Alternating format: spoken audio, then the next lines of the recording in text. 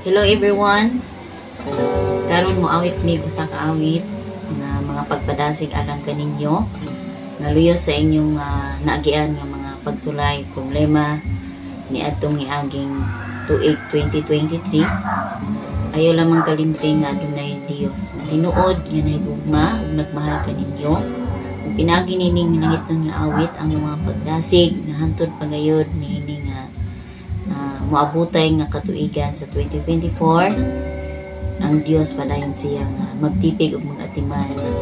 Kung ikaw napugatan man sa imong mga problema ug pagsulay, ang Dios padayon nga nagtawag ug nagsangpit kanimo ug nagaingon sa siyang pulong.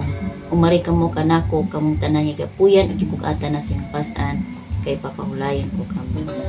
Usa ano na kami awit alang kaninyo ug nang hinaot mi nga pinagi nini nga awit inyong mabati nga dunay tinuod nga Dios nga naigugma kanimo.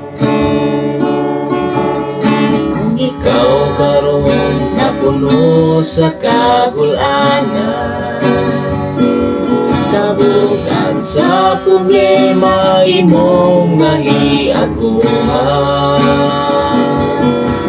mga paglaong nga nawalanan tungod sa imong pagduha-duha, tawag sa Diyos karon upang mag-ingon ka.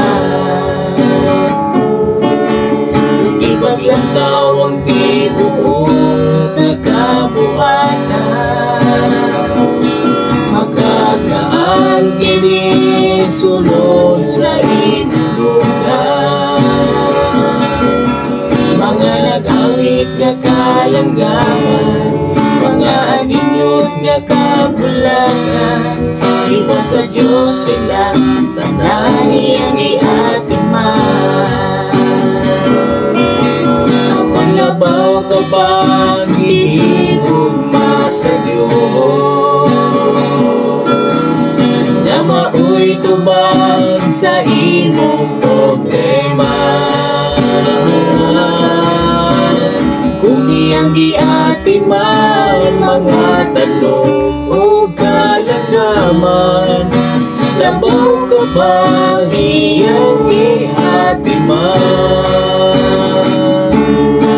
Sundi paglantaw ang tinuod na kabuhatan,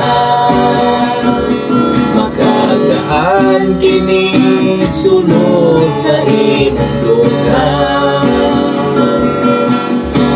Nag-awit nga kalanggaman, mga anindot nga kabulakan, iba sa Diyos sila tanan niyang giatiman.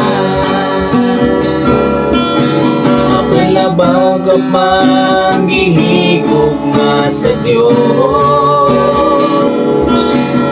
na maoy tubag sa imong problema. Kung iyang giatiman mga talong o kalanggaman, labaw ka pang iyang giatiman. Mapalabaw ka pang gihigugma sa Diyos,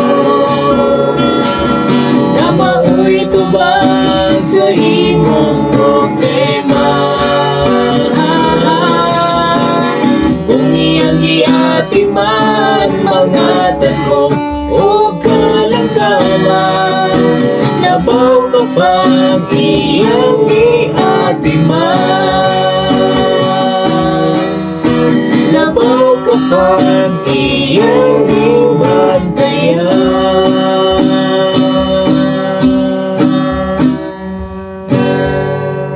Hinumdumi matud pa sa mong awit, labaw ka pang giatiman ug gibantayan sa Ginoo. God bless us all and Jesus loves you.